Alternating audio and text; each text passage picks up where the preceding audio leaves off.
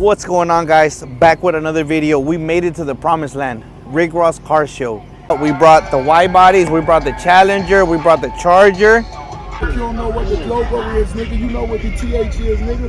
That's high tolerance, nigga. And to get money, you gotta have a high tolerance for the whole shit, the fake shit. But it's all worth it, nigga, because when we don't start hollering in something that costs 60 million, and I invite your motherfucking whole family over, nigga, I'ma have your big brother doing Tai Chi on the lawn.